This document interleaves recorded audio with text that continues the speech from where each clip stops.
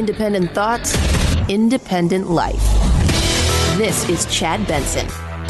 In hindsight, I now understand that others saw the idea of investigating possible corruption involving the Ukrainian company Burisma as equivalent to investigating former Vice President Biden. I saw them as very different, the former being appropriate and unremarkable, the latter being unacceptable. In retrospect, I should have seen that connection differently, and had I done so, I would have raised my own objections. Who is that? Anyone? Anyone? I'm not telling you. I mean, you're supposed to be following this, right? This is all that's on the tip of America's tongue. I don't know who it is, Chad. I'm not telling you. In fact, I'm going to play a bunch of sound bites from people. Who is that person? Anyone? How about this one? The day after you appeared for your deposition, Lieutenant Colonel, President Trump called you a never-Trumper. Colonel Vindman, would you call yourself a never-Trumper? Colonel Vindman? There you go. Who was the person asking the questions? I don't know. I couldn't tell you. Oh, God. Chad. I don't know who any of these people are. Most people don't. Does it matter? Right? Like that the reality is, does it matter? Do you believe Trump's guilty or innocent? Yes or no? I believe he's guilty. I believe he's innocent. Based on what? Based on the quid pro quo that was or wasn't there. Based on the fact that they did get the money, and yes, they were looking into things, and Trump only cares about Trump and blah, blah, blah, but they did get everything. So really, he's a jerk. I don't like him. Yeah, you know who these people are, right? Gordon Sondland and Lieutenant Colonel Vindman and Jennifer Williams and Kurt Volker and, Tom Morrison. Who? Morrissey? Every day's like Sunday? I love that guy. No, he wasn't there. It would have been more fun if they had asked him a question. Hey, Mr. Guy over here. I mean, Tim Morrison. See, I don't even know. Try to keep track of them all, right? You got a Tom, you got a Tim. Hey, what do you think about this? And be like, every day's like Sunday. Here's the reality of it. Everything you need to know about this, everything you need to know about any of this stuff, everything was answered by Mitch McConnell. It looks to me like the House is going to be on this until Christmas. Then it comes over to the Senate. It displaces all other business. The Chief Justice of the United States is in the chair. Senators are not allowed to speak. They have to sit there and listen. And I'm not sure how long it will go on. It looks to me like the House is determined to impeach the president. I can't imagine a scenario under which President Trump would be removed from office with 67 votes in the Senate. There you go. That's everything you need to know. All of this, while supposedly eye-opening, and if you think that he's done something wrong and you can't fathom why somebody doesn't see that, I understand. I got attacked today because I can look at this and say to myself, there's a lot here I don't like. There's a lot here that I wish he wouldn't have done any of this stuff. There's a lot here that makes me go, ugh. But at the same time, I could say, if you can't understand how somebody doesn't see all the things he's done wrong, and you're like, why don't you see it? I can also look at you and say, don't you understand that at some point in time, America's just over this and are just like, hey, it's time for us to move on. You have a chance to vote him out. And because you've been on this path since jump, like this is all that you care about. And this, and so many in the party have been this way since that's happened.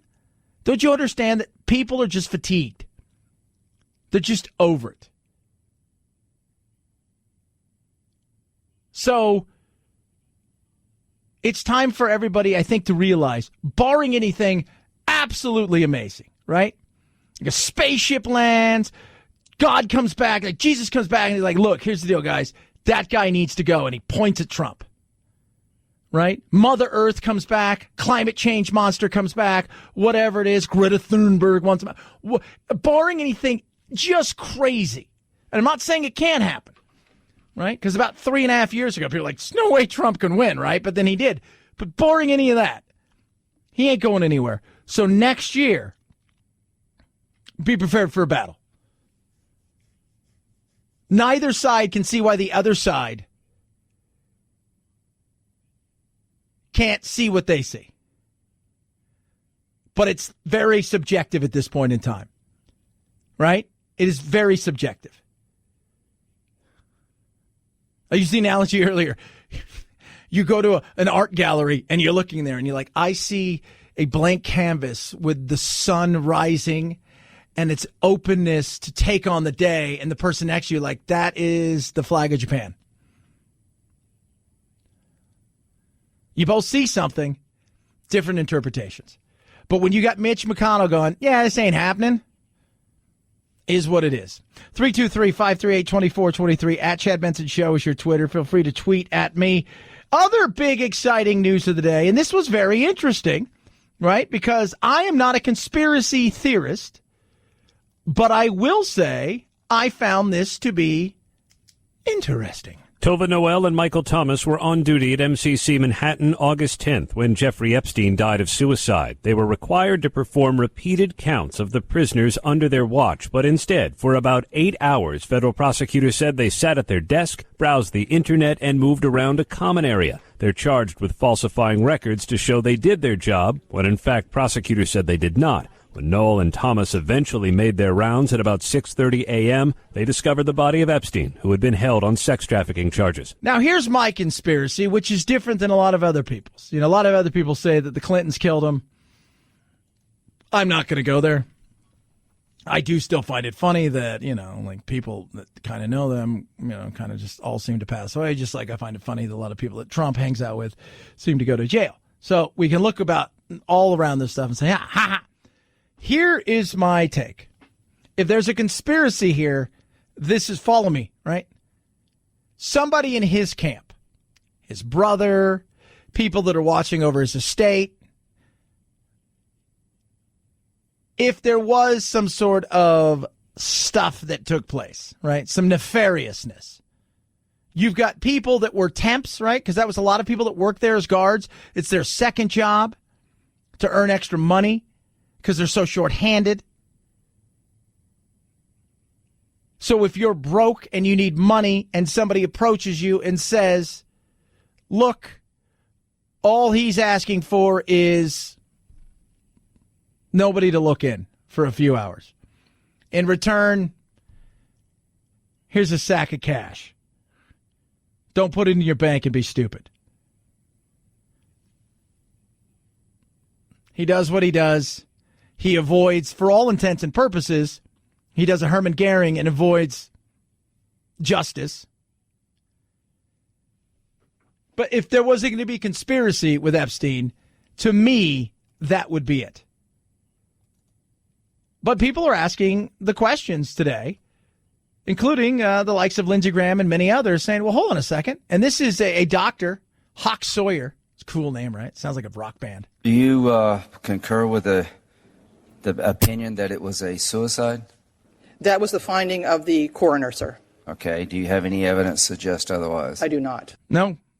So now what? Like, you know, that's just it. Is there more stuff going on here? There's got to be either major malfunction of the system or a criminal enterprise at foot to allow this to happen. So are you looking at both? Is the FBI looking at both? If the FBI is involved, then they are looking at criminal enterprise, yes. Yeah, and they are, because they asked her, too, hey, just out of curiosity, weren't there tapes and stuff? And she said, the FBI's got them. Department of Justice got them. Ooh, yeah. So if there is any nefariousness, and I'm not saying there is, I'm just saying if there was to be nefariousness, my theory is somebody from his side figured out a way to make sure that if he wanted to kill himself, so he didn't have to face the justice and embarrassment and potentially outing the likes of Prince Andrew, who, and we'll talk about him later because, wow, wow, friends, that guy's a mess. I'm serious. He's like a super mess. Like, people are running from him. Like, he's the prince, right? Like, you prince, right? Like, you underneath him, even right now. So you have Prince Charles, Prince Andrew, Prince Edward. Nobody knows who Prince Edward is. Nobody. Like, nobody cares. Like, of all the care, nobody cares. Like, you wouldn't recognize him. He's like cooler now. Like, people have leprosy. People want to get closer to them than him. That's how bad it is right now for that guy. So maybe he wanted to protect some of his friends, and he thought he'd do everybody a solid. Hence the reason why he's also offering, or his estate is offering, payouts to everybody if they'll just go away and be quiet. 323-538-2423 at Chad Benson Show is your Twitter. Devin Nunes, by the way, has been on display all day throughout these hearings, doing what Devin Nunes does. It's obvious the Democrats are trying to topple the president solely because they despise him. They hate him. Because they've promised since Election Day to impeach him, and because they're afraid he will win re-election next year. Well, I think there's a bit of that's real. But it's Devin Nunes, so it is what it is. 323-538-2423 at Chad Benson Show is your Twitter. Feel free to tweet at me. I love hearing from you. I was going to say, oh, Devin Nunes.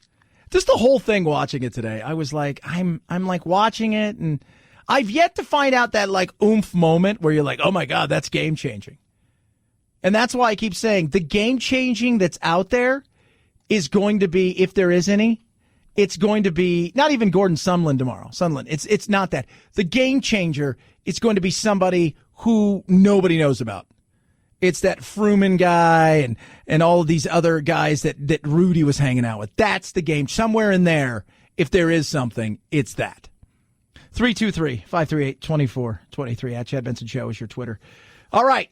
MyPillow, amazing company. They got incredible deals. Christmas time, holiday time, Hanukkah time. I don't know what I'm supposed to say anymore politically correct, but all I know is the pillows are amazing. The mattress, topper's incredible. The bed sheets, the towels, you name it, they've got it. It's amazing. Deep discount. They're stocking them deep and they're selling them cheap. Right now is your chance to grab goodies. And they brought back the 2-for-1. You buy one pillow, you get another one free. What's that mean to you? You're like, oh my God, Chad, I've always wanted to try those. Now I can give one as a gift and keep one for myself. It's a win-win. Merry Christmas to you. How do you do it? MyPillow.com. Click on the new radio listener special. Type in code Benson, BENSON. Take advantage of all of this stuff. 60-day money-back guarantee. 10-year warranty. MyPillow.com. New radio listener tab. Promo code is Benson. Again, 2-for-1 going on right now. Buy one, get one free. Check out all the deep discounts. You will love it. MyPillow.com. MyPillow.com. It was the heard round the world. Chad Benson Show.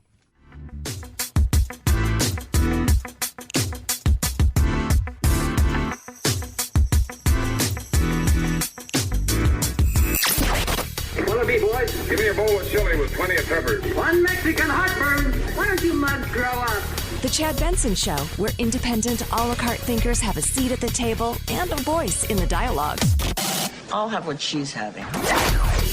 This is Chad Benson. Chris, so far, the evidence is uncontradicted that the president used taxpayer dollars to ask the Ukrainians to help him cheat an election. During a live interview with Chris Matthews, California Representative Eric Swalwell appeared to let one slip. The president used taxpayer dollars to ask the Ukrainians to help him cheat an election. And though Swalwell claims he was not the culprit, a lot of people think that just sounds like hot air. And it didn't take long for hashtag Fartgate to start trending on Twitter. So far, the evidence is uncontradicted. By the way, for those of you not keeping score, let's ask, hey, Swalwell, answer us again, like how well you know what's going on. And at the end, just remind us what you thought about your presidential campaign. Chris, so far, the evidence is uncontradicted that the president used taxpayer dollars to ask the Ukrainians to help him cheat an election. That's pretty much all we need to know about his presidential campaign. I didn't do that. It was me. Well, I'm pretty much sure it was me.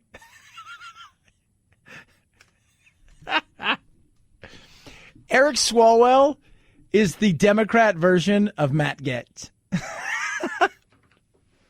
Who are those people? Exactly. Oh, my goodness. He's just the worst. You're the worst. 323-538-2423 at Chad Benson Show is your Twitter. Feel free to tweet at me. Love hearing from you. What's not a laughing matter is China. Here's the one thing. You know, I can look at Trump, and there's a lot of stuff that drives me crazy about him, but the reality is he's not going anywhere anytime soon. I think at times he's a child, and it's ridiculous. It is what it is. In saying that, him standing up and looking China in the eye right now, when it comes to trade, as always thought is a good thing. People do not understand what China has going on. They don't get. Not only is it Hong Kong, but they're looking at Taiwan, and they're ready to take Taiwan on, and that's what people are waiting for it, right? I mean, they're waiting for it. Taiwan, they're absolutely waiting for it. They're ready to roll. But it's not just there. Very concerned about China's excessive claims in the region, that their lack of compliance with international laws and norms, and they're concerned about the coercive tactics used by Beijing throughout the region to advance their own interests. What are they talking about, Chad? Is that Hong Kong? No, that's the Philippines, because they have 100-year lookout. That's Mark Esper right there. They have 100 years where they're looking out and they're saying, you know what? This is what they're looking at. This is where they want to go. This is what they want to push. They want to dominate the world, not just a region. They want to dominate everything. Told everybody in Hong Kong essentially today, guess what? Submission is it. You guys are done. And the Senate passed a bill a little while ago that essentially says our Secretary of State must certify every year that Hong Kong is independent and free from Beijing. And if it's not, what then? I'm just curious. 323-538-2423 at Chad Benson Show is your Twitter. Feel free to tweet at me. It's the Chad Benson Show.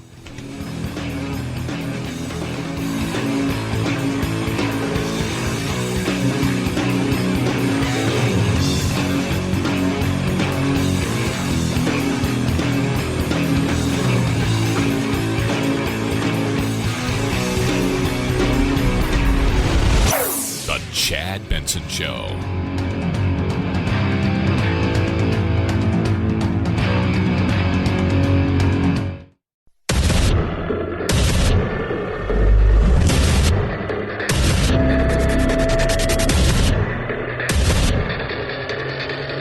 Independent thoughts, independent life. This is Chad Benson. Impeachment. I never thought any of these today were going to be anything. You know, I thought tomorrow, if there's anything, it's going to be tomorrow, right? Like that's because you have somebody who actually spoke to the president. Here's the one thing. You've got a lot of these people who haven't spoken to the president. Now, along the way, they work in positions where they're privy to information that you and I are not privy to. We could call them whatever you want to call them. They're never Trumpers, so this, that, and the other. But the reality is they are privy to things that we're not. But tomorrow will be interesting because it is the last chance to change opinions. Right now, as our good friend Chris Christie says, ain't happening. Impeachment hearings, in the same way the Democrats hope the Mueller hearings would do something, they want to change public opinion. They want to change opinion on the Hill. And I didn't see anything today that's going to change anybody's opinion. You don't have to change America's opinion. You've got to change the Senate's opinion. And that ain't happening at this point in time. But how do you do that? Well, you get America to get on board and say, he's got to go. But because it's personal, it ain't happening. It just isn't. On the Hill, you're trying to change Republican minds. Make some Republicans nervous about voting against impeachment. Make some senators nervous about how this is going to affect them politically. I didn't see anything that happened today that's going to make any Republicans nervous. No, it's not. And partly because the reality is it wasn't anything we didn't already know. Ambassador Volker dismissed the idea that Vice President Biden would be involved in anything corrupt. On the other hand, he also said he saw no evidence on President Trump's part of any bribery or extortion, which is something Democrats have been pushing. He also said he did not see any investigations of Vice President Biden as a precondition for a White House meeting. So there you go. So that's it, right? We're moving on. No, we're not, because tomorrow you've got Sondland, who is. Do I have, in my mind, the thought that, yes, Trump would love to find out crap about it if he could have tried to twist some arms and use this to do it? Yes. Did he send some of his scummy, he sent Rudy Giuliani, who has since kind of lost his plot and become this bizarre, weird character, into a position where he used it and used this opportunity to do some things. And he surrounded himself with some nefariousness that you would find at a phone booth. What's a phone booth? Exactly. I will tell you, if you know where a phone booth is, I can almost guarantee you it's by a gas station that usually has weeds, right? There's like a bunch of weeds in a certain area. And you're like, why is there weeds and around the phone booth, right? Do you know what's there? Usually 2 or 3 people that would never be associated with each other, but there's nefarious there. And that's kind of what he surrounded himself with. So no damage done. No damage done. We're moving on. Sondland is the last. Gordon Sondland is the last person they have that they believe really could sway something, right? Yanovich didn't do it. These 4 today haven't done anything. Tomorrow, and then Fiona Hill. No, that's it. Might as well be Benny Hill. Oh, how hilarious would that be? I would watch that, like really watch that. If it's Benny Hill. I'm watching this. What's going on? Benny Hill. Remember him? Yeah, he's going to be today. He's the one testifying. What's he testifying? I don't know. Probably that he shouldn't have done some of that. Me Too. Benny Hill is so not Me Too friendly anymore.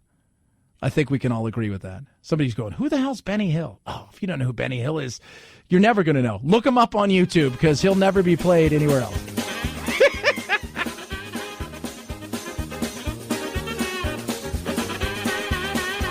Oh, God, I love Benny Hill. Remember his little sidekick, the bald-haired guy, the bald dude? It was like a little creeper. If you don't know, Benny Hill was ahead of his time, but he was very much he was a naughty boy, and he sold sex. And coming from a guy who was so bizarre, I read this, I saw this great documentary about him. He never spent $1. He rented a small little flat. He was worth, 20, 30, 40, 50 million pounds, which is, a lot of money. If his pants ripped, he'd have them fixed. If his shoes came apart, he'd tape them up. And when he died and they went in and they found that he was dead, he was surrounded by just gobs of cash and like $1 million in uncashed checks. Just an odd bird. But man, in the Me Too world, you can't do that nowadays. Speaking of Me Too, so everybody's mad at Elizabeth Banks, and in some ways I understand. So she directed Charlie's Angels, it's not very good. Here's the reality of Charlie's Angels. It sucked, right? It just wasn't a good movie. It wasn't. And look, she said, you know what? I'm happy with it. I'm glad it's out there. And, she wrote it, directed, produced it. She acted in it, and she's totally cool with it. But she tried to blame the culture of sexism and why aren't women superheroes? So she came out and she said, well, I don't even think, and people are like, well, what about Brie Larson? Because she was Captain Marvel, right? What about Gal Gadot? Because she's Wonder Woman. And like, well, that's male-dominated world, and men go to see that because they're superheroes. It's not the same thing. And then they actually came out and said, no, we're stars and we're women. The fact that we're superheroes is like, you need to step off. Here's the thing. I'll go see a movie if I think a woman's a kick-ass woman. I saw a couple weeks ago Peppermint. And I thought, well, this is on, all right. Like, Jennifer Garner's pretty cool. We'll see if she can pull this off. She did a pretty good job. It's a little gritty, kind of movie. And she kind of got revenge on people. She's kind of a badass. All right? Right?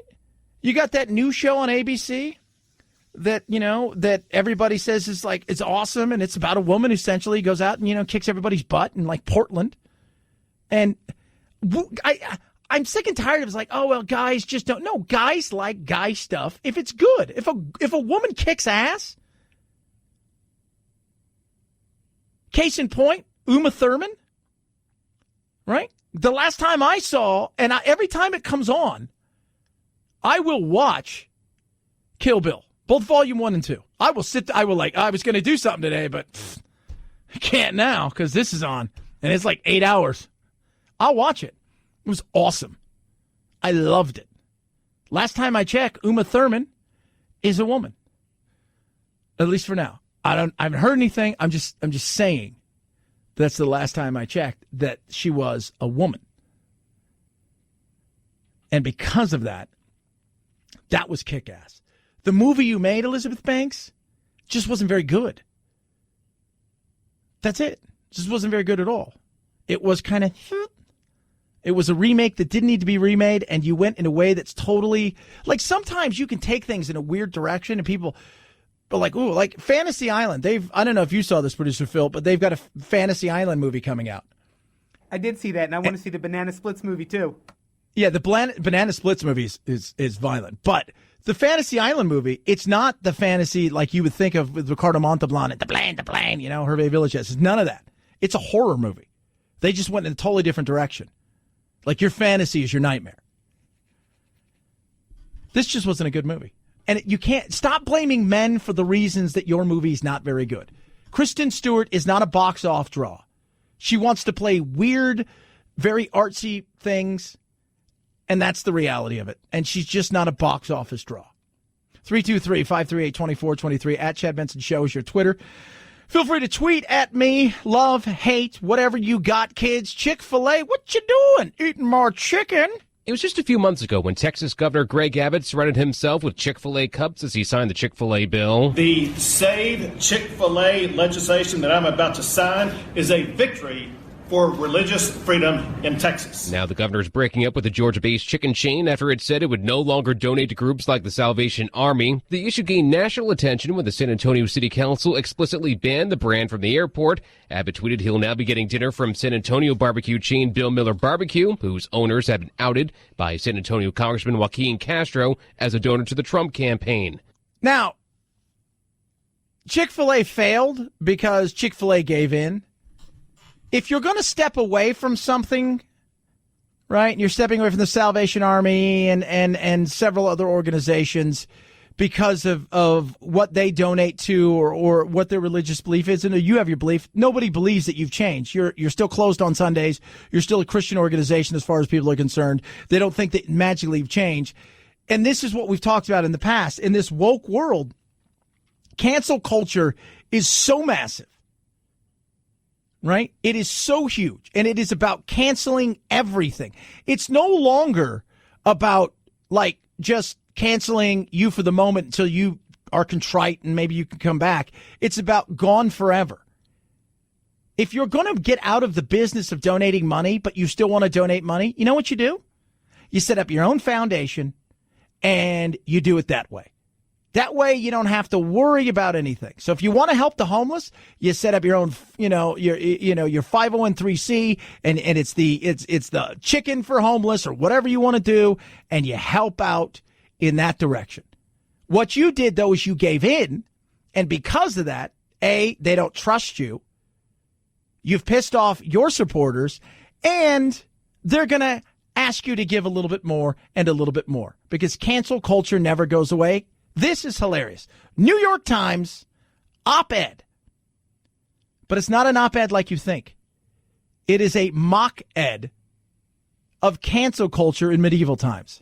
You are hereby sentenced to be publicly cancelled by having thy head smoked. This will be a good one. Yeah, love a good cancelling. She's been cancelled yet. And then shut out for the crime of saying something offensive 11 years ago. 11 years ago! Let's judge past statements by present-day perspective. It's like saying the same thing today, kind of! Ah, a good cancelling's always nice. Let's cancel the cancelling. Don't I get a trial?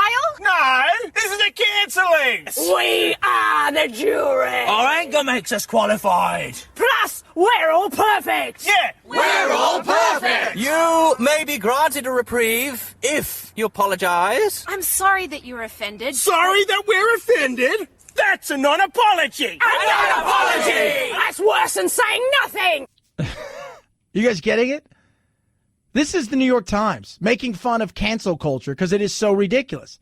And remember, cancel culture isn't one of those things where we even now we don't even care that you're contrite or sorry. Now we want you gone forever. And we want you to bow down and apologize and then still be gone forever because, as you heard, they're all perfect. Well, if apologizing makes it worse, what's the point of apologizing at all? She hates apologizing. Cancel her even more. Yeah, it's irrelevant. What matters is that things we say today might be offensive in the future. She's right. You might have offended me in the future. Well, you might be offending me in the future right now. Pre-cancel. It's a pre-canceling. Yep. That's exactly what it is. So that's why when you give in, and I understand what Chick-fil-A was trying to do, as so many organizations are trying to do, which is to walk a fine line, but the way they went about doing it wasn't the right way. They should have just took it in-house, not announced anything, and slowly but surely went about things in a much different way. But now that you've canceled it, if you will, the cancel culture will be asking if they can cancel you a little bit more. 323-538-2423 at Chad Benson Show is your Twitter. Feel free to tweet at me. Love hearing from you. The rain is falling here. God, I love it. It's amazing. I'm going to go outside and take a picture just in case the kids forget what rain looks like here in Phoenix. Chad Benson Show.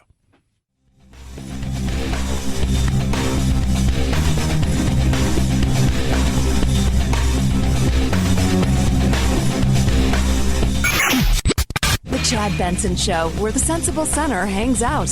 Hey, you. That doesn't mean you can put your feet up on the table. You're despicable. This is Chad Benson. I did not know of any linkage between the hold on security assistance and Ukraine pursuing investigations. No one had ever said that to me, and I never conveyed such a linkage to the Ukrainians. Court Volker, you're a liar, because Adam Schiff says, and I quote, I got the goods right here.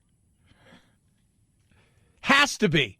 At no time was I aware of or knowingly took part in an effort to urge Ukraine to investigate former Vice President Biden. And as you know, from the extensive documentation I provided, Vice President Biden was not a topic of discussion. God, you're such a liar. I mean, you're supposed to be one of our biggies. But you're a liar. And your pants are on fire. Nothing's changed, by the way. Nothing has changed. Still in the situation we're in. Not changing. Not going to do it. This is where we are. Democrats better figure out what they're going to do based on everything we have right now. You have one more roll of the dice that you think may be it, that we know of, that even you know of, and that is tomorrow. Because based on everything I've heard today, starting early this morning, all the way through, it's been a who's got the best album of the decade? Hello. From Adele to Bruno Mars, Taylor Swift, and Jay-Z, Billboard's list of the best albums of the decade is packed with big names, but only one sits at the top. No one man should have all that power. Kanye West's My Beautiful Dark Twisted Fantasy from 2010 is number one, the list chosen by Billboard staff. Kanye has 3 albums in the top 100. I got hot sauce in my bag. Beyonce's Lemonade sits in second, Frank Ocean's Channel Orange in third. Taylor Swift's Red and Kendrick Lamar's To Pimp a Butterfly round out the top 5. I cannot believe that Taylor didn't win because she's just like the best ever. Oh. Say what you want about Kanye. You know what I was thinking about, though? And think about this. Where were you a decade ago, Producer Phil? I don't even know where I was yesterday. Yeah. Somewhere in Arlington, I'm going to presume. But isn't that weird? Like, I was thinking about, like, Jack wasn't even born. You know, like if you go back, like he was just, he's getting ready. He was percolating. But I look and I'm like, swear, look how crazy this is. You want to hear funny? Here's a funny story about Jack. We got up early couple weeks ago, and somebody delivered like newspaper to the USA Today to the doors. They do that at the hotels. I don't know why. It's like, we have phones. You guys never mind. So, and I said, I was younger. I delivered newspapers. He goes, what? So I delivered newspapers. He goes, how? I said, in my car. I said, when I was younger and I was doing voiceovers and comedy and all this other stuff, I said I had to have, supplemental income as I built up my resume and all of these other things. So I did that. And I would go and he goes, well, why would you do that? I said, well, that's how people got their news back then. And it was like, whoa, it wasn't even okay Gen Xer or Karen or whatever we're supposed to be called. It was just this look. And he's like, Dad, he just had no idea, just totally fascinated that a human being would take it sounds silly now, right? Like that there's a paper in the car and you're going to go deliver news that happened yesterday that in many cases is old news. And I remember this one day where there was an execution that was put on hold and then they had to print because they had to go at a certain time and they printed it out. And by the time the newspaper was delivered, they had decided that they were going to execute him. The courts pulled it back. And I was like, on the front page, it says, it's put on hold. And then he was still executed. Yeah, that's the way it was done back then. Oh, man, that's a long time ago. 323-538-2423 at Chad Benson Show, Twitter. It's the Chad Benson Show.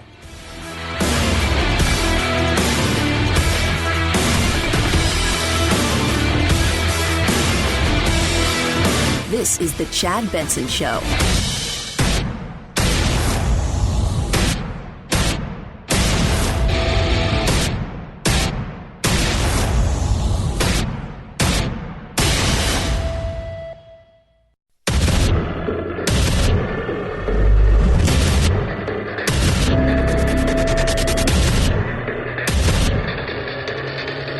Independent thoughts, independent life. This is Chad Benson. The allegation now, I think, is bribery. Isn't that the new term we're using? Could I just say something? I don't know where Lindsey Graham does his interviews, but it seems like he does it from underwater. I just want to point that out. The allegation now, I think, is bribery. Isn't that the new term we're using? Here's the question. Who did the president bribe, and what did he get for it? Be specific. I think bribery is a made-up political charge without any factual basis. The president of the Ukraine, who represents the government of the Ukraine, says the president never put any pressure on him or ever talked to him about investigating Hunter Biden or Joe Biden in return for military aid, and they weren't investigated and the money flowed. So nothing's changed from my point of view. No, and that's all that matters, right? In the end, what really matters is what the Senate will do. And is the Senate looking like they're going to jump ship at all? On the Hill, you're trying to change Republican minds. Make some Republicans nervous about voting against impeachment. Make some senators nervous about how this is going to affect them politically. I didn't see anything that happened today that's going to make any Republicans nervous. No, not right now. The bases are dug in. They're not going anywhere. And I will say this. I predict when it does get to the Senate, there will be a few Democrats who are in districts where they're being contested in a very serious way that I wouldn't be surprised if they vote also not to remove. Well, Chad, they've got to vote to remove. Listen to all of this stuff. There's just nothing here, right? They got one person. Tomorrow's it, right? Tomorrow is their supposed lottery ticket. But here's Mitch McConnell that holds the key to all of this. It looks to me like the House is going to be on this until Christmas. Then it comes over to the Senate. It displaces all other business. The Chief Justice of the United States is in the chair. Senators are not allowed to speak. They have to sit there and listen. And I'm not sure how long it will go on. It looks to me like the House is determined to impeach the president. I can't imagine a scenario under which President Trump would be removed from office with 67 votes in the Senate. Anybody? Can anybody imagine that? Honestly, at this point in time, can anybody really say, oh yeah, this is it. They've got this is no, it's just not changing at this moment in time. It isn't. Now, Gordon Sondland will shine some new light on some stuff tomorrow. But I don't think it's enough to get people to act in a way that the Democrats think it's going to. Because I think America is just exhausted of this. I think they're like, God, we're over it. We're a year away from the election. At this point in time, let's just let it be and just roll out the best person you have. And speaking of that, tomorrow night, you've got a debate. Think about that for a second, too. All right, so step back for a second. So think about all this stuff going on. You know, you've had 4 people roll through there today. You've got another couple tomorrow, and you got one more on Thursday. You've all of this stuff having, and they're not getting anything done really of significant note, right? A lot of this stuff sitting around not getting done the way it should, even when there's people that are going and having hearings and talking and discussing and trying. I mean, they did a CR today to December 20th to keep the which is my birthday. And I'm like, oh, my God, you know what I really like for my birthday? A shutdown. But outside of that, they're not doing anything real. And even when they're in hearings or even when they're in committee meetings and they're talking about stuff, every time I talk to a congressperson or a senator, they all say the same thing. All that anybody's talking about, it seems to be, is this. That's everybody's mind's distracted. That's not a win for anybody. And with all of that being said, tomorrow night, you've got a Democratic debate that nobody's really paying attention to because this is going on. And based on everything I see at this moment, guess what? You're going to have to face Trump next year. And nobody's talking about any of them. Nobody is. Oh, sure, they'll come out and they'll say a few things here and there. And that when they have the floor, they'll make a little bit of noise. But outside of that, you're not hearing a lot. The character of this country is on the ballot this time around. Donald Trump threatens everything we stand for. Everything. We can overcome 4 years of Trump, but 8 years of Trump would fundamentally alter the character of this nation for several generations, and we cannot let that happen. Boo! In front of tens of hundreds of people. It's just, that's your leader right there. You know, isn't it weird, though, the 2 Americas we live in?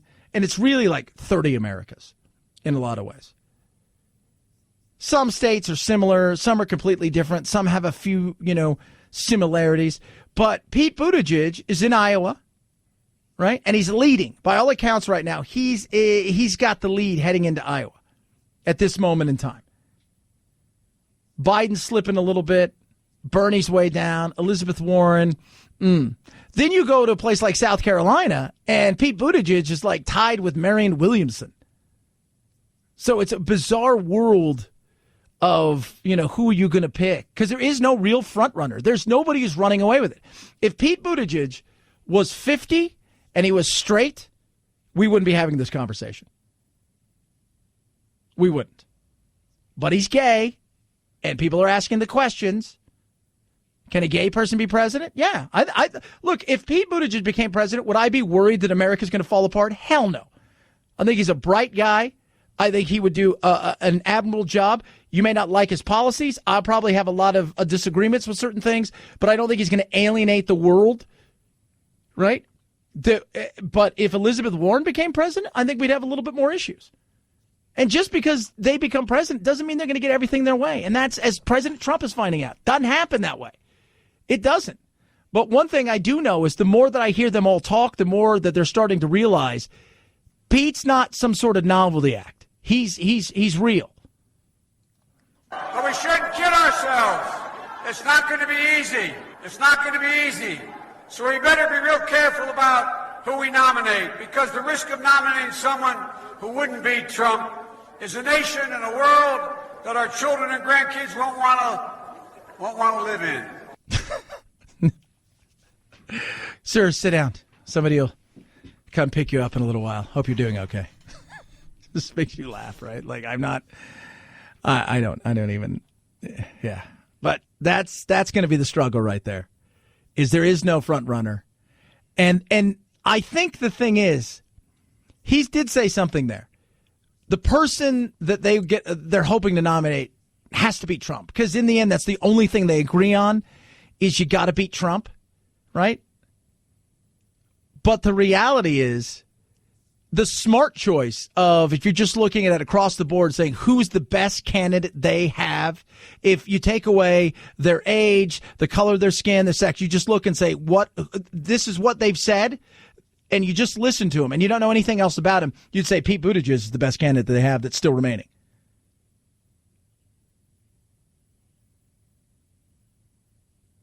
But the reality is, I don't know if he's got a chance. I don't.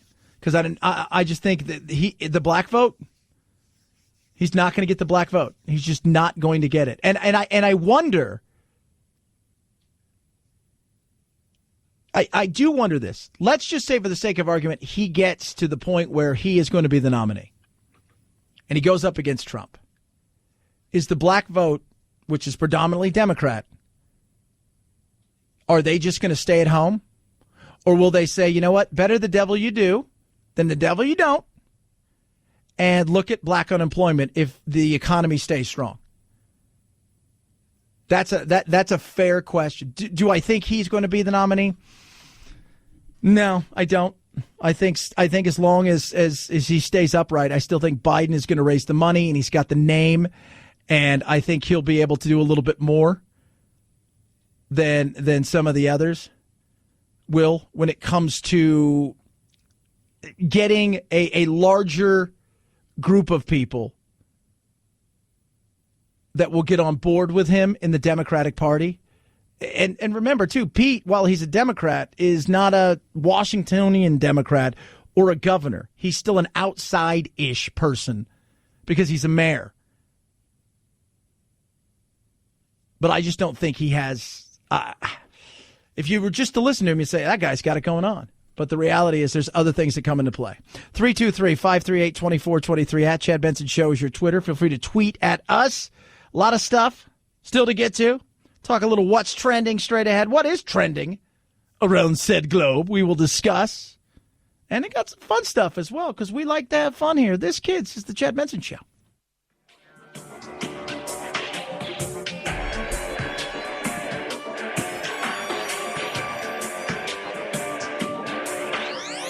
Warning, no snowflake zone.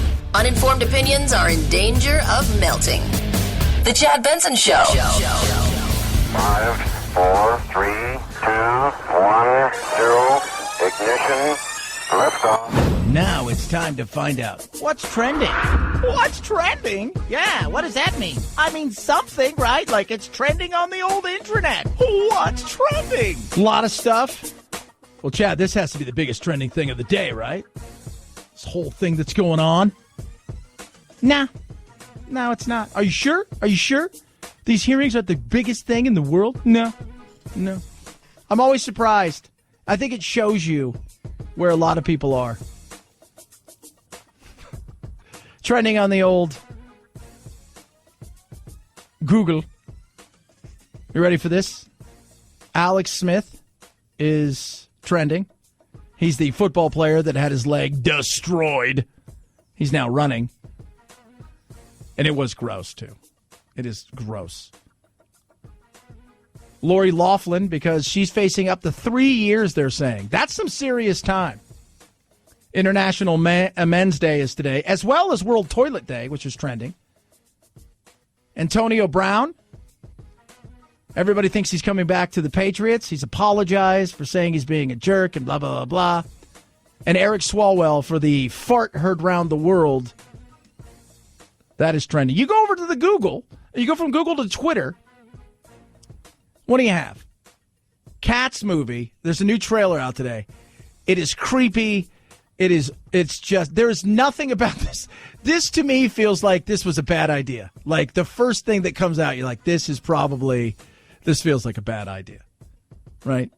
Ambassador Volker, Conway, who of course is just going after everybody. Both Kelly and George. I don't know how that relationship goes. I don't know how it works. And advice for boomers is trending big time.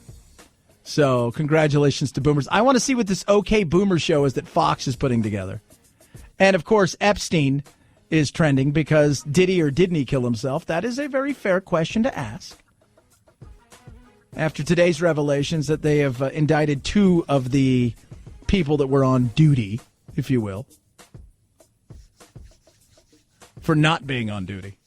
And my conspiracy theory side in that is that it was his people that got to some people that allowed that situation to potentially happen. I mean, if somebody wants to kill themselves, I mean, think about this for a second. Hermann Goering was the prized possession of the Allies after World War II. So here's the guy that's the prized possession. The Nuremberg trials. He's it, right? It was the Fuhrer and it was Hermann Goering. And he was it. And they wanted justice. They gave him a fair trial. They did everything. But he still managed to cheat the hangman's noose the night before he was supposed to die. And it wasn't like this thing that took place with Epstein, right? It wasn't anything like that. Where, you know, there's a couple cameras, people walking around. They had guards literally 24/7 standing there, lights on, shined in the room, and the guards standing right there watching him. And yet it still was a situation where he managed to cheat the hangman's noose. So if you want to kill yourself, chances are you're going to do it. And he had a lot of powerful friends. He had a lot of money. So the opportunity for him to maybe get to some of these people because he wanted to go out that way. And for people that were, you know, if you're a guard for, you know, it's your second job because you're a temp. So you're a guard. You're working in a prison, and somebody gets to you and says, you make $50,000 a year? I give you $50,000 cash right now. We're not asking you to do anything, but look the other way. That's it. That's it. Would you do that? I don't think Hillary and them had him killed. I just think that a person like that could, for all intents and purposes, put themselves in a position to have somebody do that. 323-538-2423 at Chad Benson Show is your Twitter. The battle is still going on in the amazing world of Donald Trump and impeachment and all of this stuff. And nothing has changed for anybody. It's not changing anytime soon. They have one chance tomorrow. So far today, you've had 4 people. You had Jennifer Williams. You had Lieutenant Colonel Vidman. You have Tim Morrison, and you've had Kurt Volker. Morrison is, you know, he's been up there trying to do the best that you possibly can in a situation like this. And on the other side of things, you've had people like Devin Nunes, who's doing what Devin Nunes does because you go on the attack in situations like this. It's obvious the Democrats are trying to topple the president solely because they despise him, because they've promised since Election Day to impeach him, and because they're afraid he will win re-election next year. I think some of that's very true, right? He took in the earlier session, he went after the media and how the media is a mess and that's all the media's fault and the media's missed it on this, this, and this. And he pointed out a lot of things that the media's absolutely missed on. So, but it's nothing's changing, right? People have made up their minds, and the 5 or 10% that are curious about it, who haven't made up their mind, they're even if they make up their mind whether he's guilty or innocent, most of them are in the same kind of boat that I think I am, because I was there. Is he might have done some stuff that's wrong, but does it rise to the level of impeachment? Probably not, and it's not going to happen anyway, so you better figure out what you're going to do next year. 323-538-2423 at Chad Benson Show is your Twitter. It's the Chad Benson Show.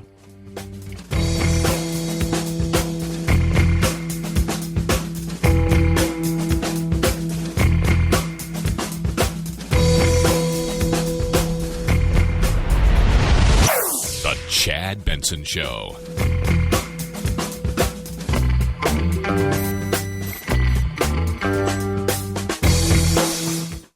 Hello, I'm Mike Lindell.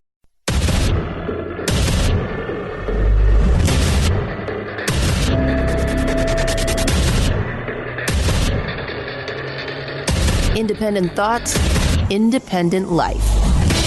This is Chad Benson.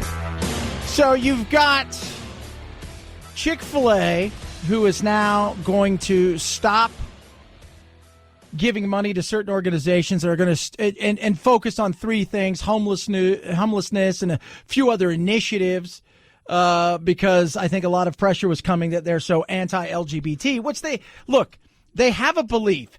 Having a belief in something doesn't make you anti something. If I believe that marriage is between a man and a woman doesn't mean that I hate the LGBT community, right? I have friends who are gay, and they'll say just because they believe marriage should be, the equality should be real, doesn't mean that they're anti-religion.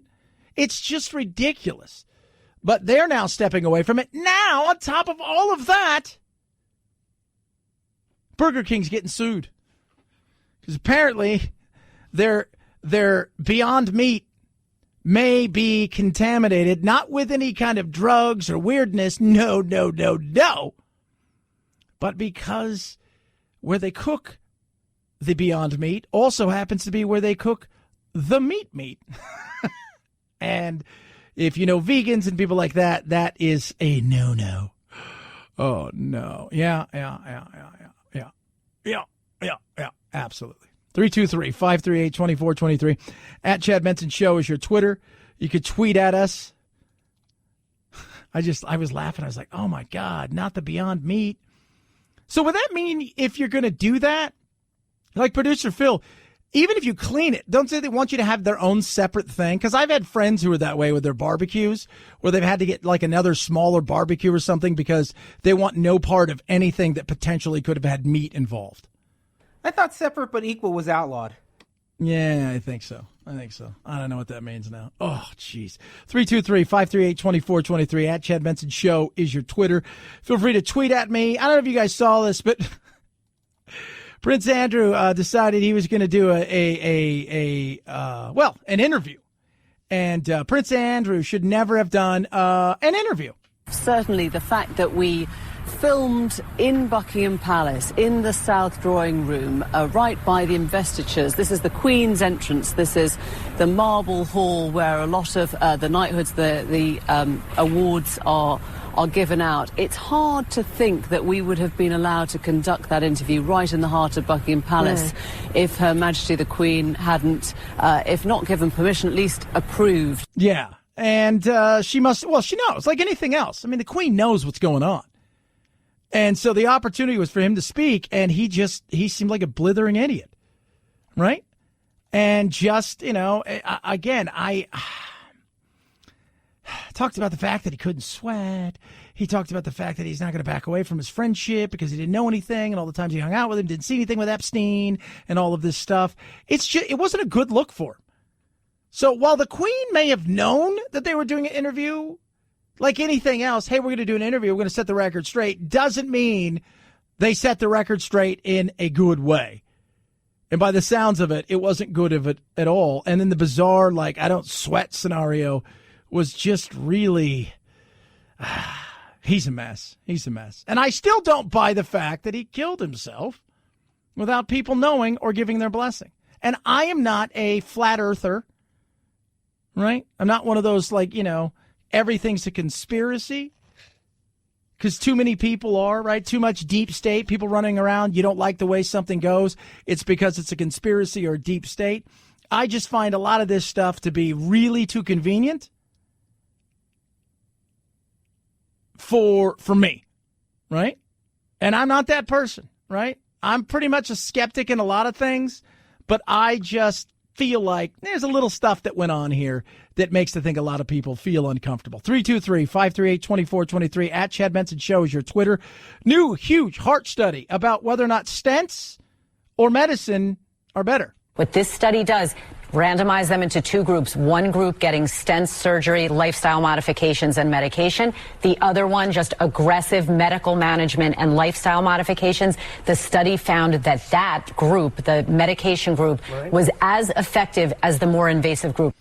Yeah, so what it really means is they went and looked and they said, so let's just say you have some blockage. So you go in, you have some blockage, and you potentially could have a heart attack because you're not getting the blood flow you need. That stents, whether you do stents or a change of lifestyle and start taking medicine, you're basically, it looks like it's a push, right? Is the way they're kind of looking at everything. And what could that mean? Well, it could mean, a lot, especially when it comes to dollar bills, yo. Stents save lives in patients who are actively having a heart attack. So take that group out. But what this study showed is that doctors can feel more comfortable medically managing patients at high risk. This potentially could reduce by 23,000 procedures a year. Which would be huge. And like I say, in the more serious, like it's happening now, we got to do something.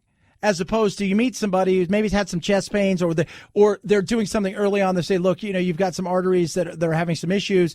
And so what we're going to do is instead of going in and putting in a stent, we're going to do this. And this is going to help you just as much as a stent would. So if you're having a situation like Bernie Sanders had, right, where he was having a heart attack, then yes, that's needed. If it's a situation where you're alive, you're not in any immediate, like you're going to die tomorrow, and this is, this would be just as good as going in and doing that. That's what they suggest. Which is and they did a massive study. Now, what they did say, though, in the study is they couldn't tell you about quality of life. Meaning, if you got the stent done or you did it this way, whether or not, as far as living the longevity, it seems to be about the same. But the quality of your life, they couldn't tell. And like everything else, it's a study. And when you look at studies, what's the one thing you have to do? Everything's not equal, right? Some of it may be genetic. Some of it, somebody could be really fit and it's just genetic. Some of it could be diet. And there's a lot of different things that go into it. And not everybody is equal in that. And that's why it's always tough when you look at these studies. They do the best they can. But the reality is when everything's not controlled and it's not equal, and everybody lives a different lifestyle and has different genetics, you're going to get different things. 323-538-2423 at Chad Benson Show is your Twitter. Feel free to tweet at me. This week, big week, they're going to be looking right at Trump. One guy, though, may hold the key for everything. He has already had to go back and correct his closed-door testimony. There are a lot of I don't recalls, and now there are witnesses who heard him talk about, the Bidens and the president's demands for the Ukraine to investigate them. He is on the hot seat, no question about it. Yeah, Gordon Sondland is definitely on the hot seat. Now, what does that mean? I think Trump and them want to find out what it means. Because he's already gone back, right? So here's a guy who has firsthand knowledge of all this stuff. He's went back. He's talked to people. He's fixed some of the stuff that he said. I don't know. I can't recall. But you're going to have text messages. You're going to have phone calls. Is he bringing other people like Mike Pompeo and them into all of this as well? And could they, next thing you know, be in a situation where they're all getting subpoenaed and having to go to court to find out if they have to honor those subpoenas? It's not a good situation. It's not a good look right now. And if you're the president, you're looking at this guy who was made the ambassador, of the EU. On top of all of that, he's a huge donor, gave you $1 million for your inauguration. And then with all of that going on today, found out, oh, yeah, by the way, the investigation with the Mueller, it's not over yet because we think that maybe, just maybe, you might have lied in your written statements to Mueller. So we're going to look into that. And, oh, yeah, there's this guy that wanted to be like the ambassador to the Bahamas. And, he gave some money and there was some stuff. And we're going to take a look at that. Never ends. Never, ever ends. And this is my thing with the never ending. Let's move a year and a half, 2 years out. Say that Trump loses, right? Or he's removed or he resigns. Not saying that's going to happen. I'm just saying throw that out there. But the House goes back to the Republicans and it's a push in the Senate, so the Republicans still have it. But you've got, say, Elizabeth Warren. What does that look like? Is it 24/7? We're going to go after her for all the things that you did to Trump. We're going to make this a nightmare for you. What's the media look like? Does the media have any kind of follow through in the way that they've gone after Trump? Is there going to be nonstop? We're looking into everything. We're doing everything you say. We're going to fact check you at the moment. That's another one of those situations where the media, I don't think, really understands that so much of why his base loves him so and stands by him from top to bottom and bottom to top is the fact that they feel like the attacks are so ridiculous all the time, and it's not just on him, but it's on them, that they're not going to abandon him, even if it turns out there's things that need to be looked at in a much more serious way than just the politics of battling back and forth. But what's that? What's that look like?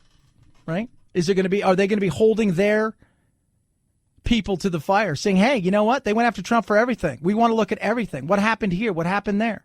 What about her husband? Who does she know? What did she do? What did he do? If it's Bloomberg, what dealings does he have? What about here? What about there? Who's this person? Who's that person? 323-538-2423 at Chad Benson Show is your Twitter. Feel free to tweet at me. AMAC, Association of Mature American Citizens, fastest growing organization over the age of 50, fighting for everything from common sense immigration reform to making sure there's, this thing called Social Security is solvent, Medicare is solvent, fighting to make sure that you will have choice when it comes to your health care and so much more. On top of that, they got amazing benefits, retail, restaurant, hotel discounts, and oh so much more. And right now, guess what? Not only are they fighting a good fight, they're also offering you the opportunity to join them for free. Membership, great. The benefits are amazing. The cause is even greater. Right now, 1 year free. It's on me. Go to amac.us/Chad or call 888-355-1617. That's 888-355-1617. 1 year free. Absolutely on me. amac.us/Chad. This is the Chad Benson Show.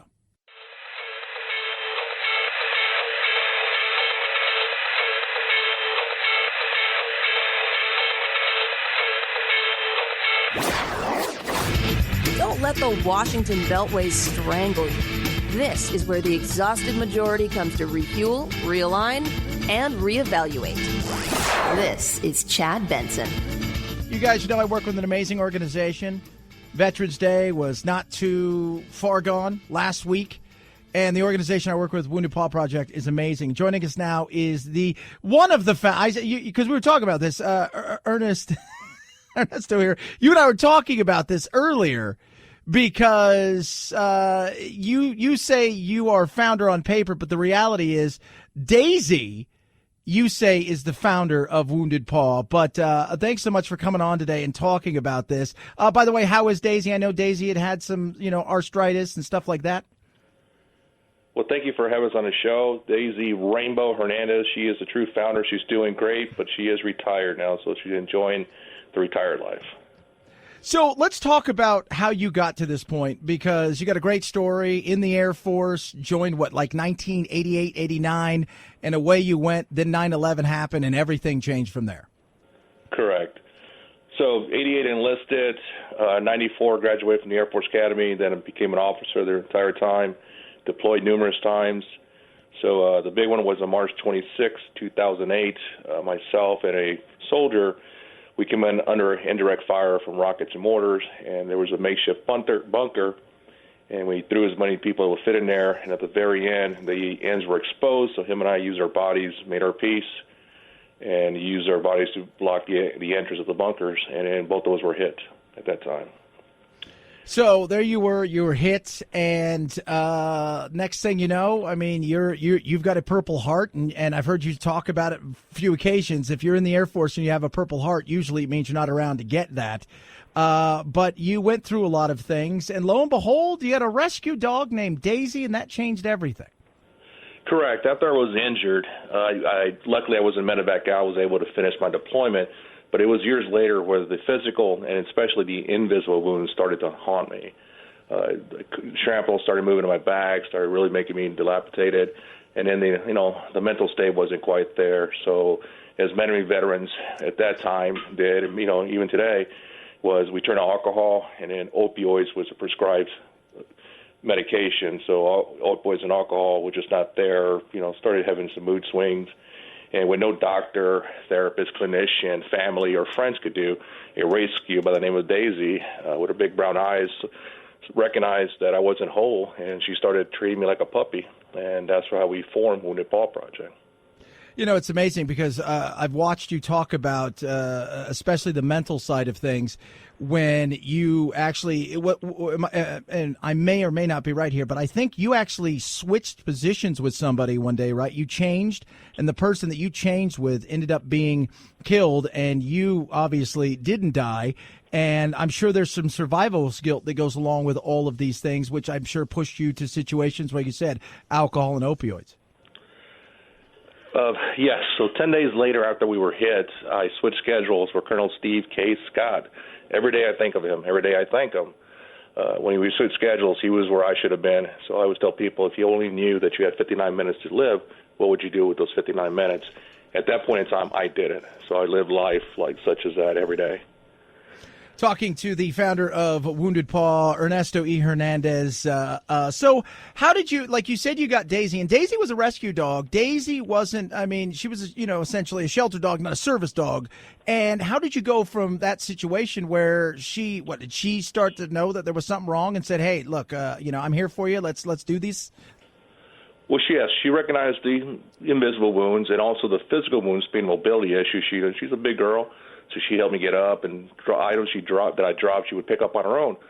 So I started looking, what is a service dog, because I needed her. I wanted her around me, almost 24/7. She would sleep with me, she would go with me. So we looked into the service dog program, and there's really truly nothing to find at that time. And so I just started taking her with me, looking at the ADA requirements, and we followed those laws, and that's how Daisy became a full service dog. I mean, she was with me everywhere.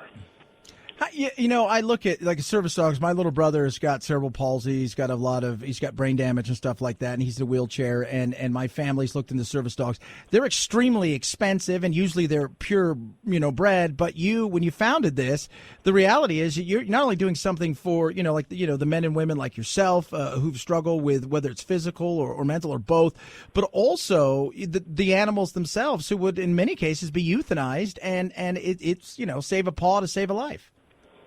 That's exactly right. So the typical cost is average around $20,000 for a service dog plus the additional costs. If it's you said purebreds and everything that goes with it, from puppyhood to roughly 18 months with the sweet spot of a dog. For us, we get them out of shelters. They don't want to go back to a shelter, so they're very eager to learn and provide that service. They're loyal animals, and they want to serve us.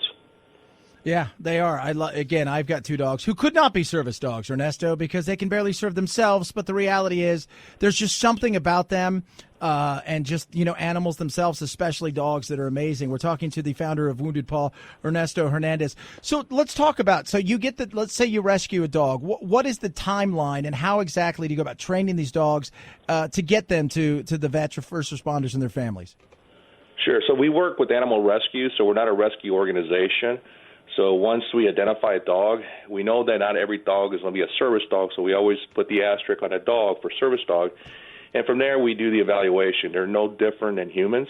Not everybody's going to be an astronaut or pilot or doctor. We need every field to be fielded. So with these dogs, is once we know their sweet spot and we know what they're able to do, some become emotional support animals, some are therapy dogs, some are comfort dogs.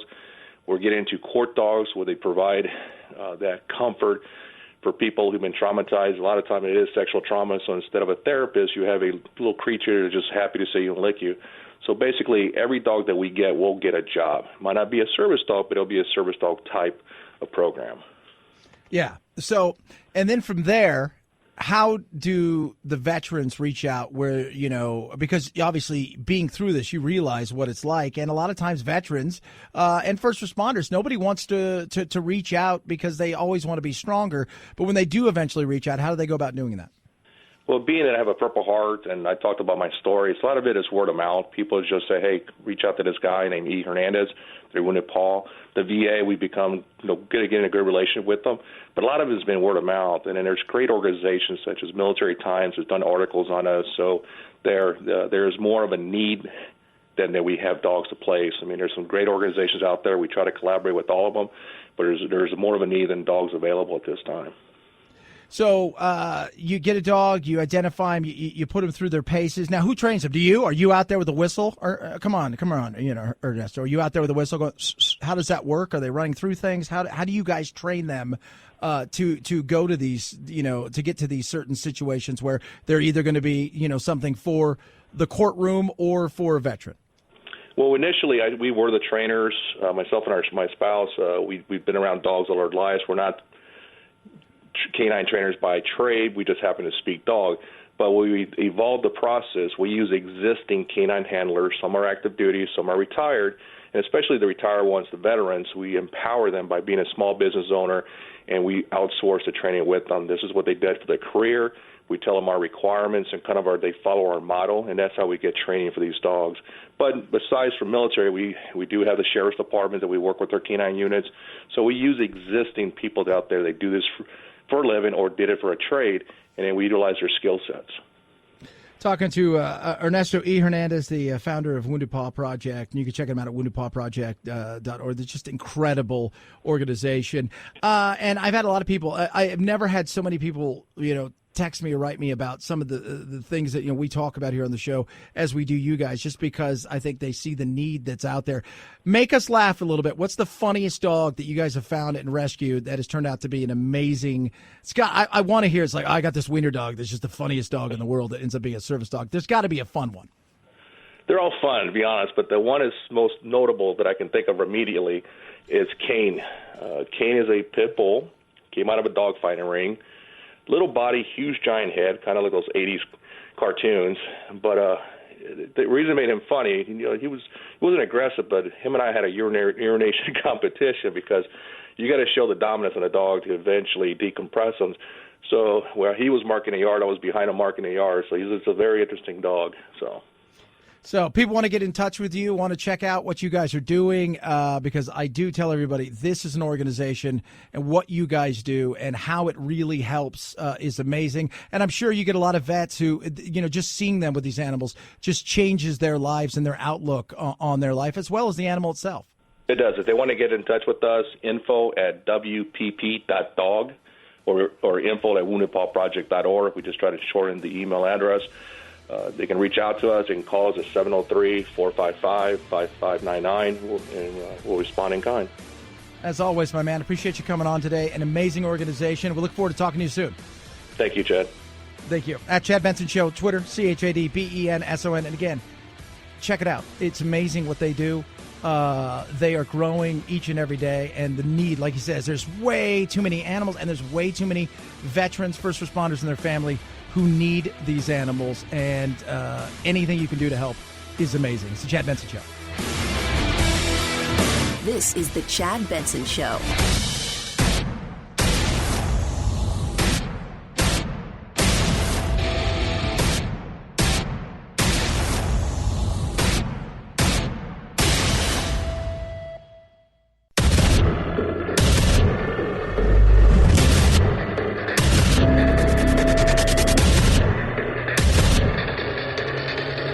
Independent thoughts, independent life.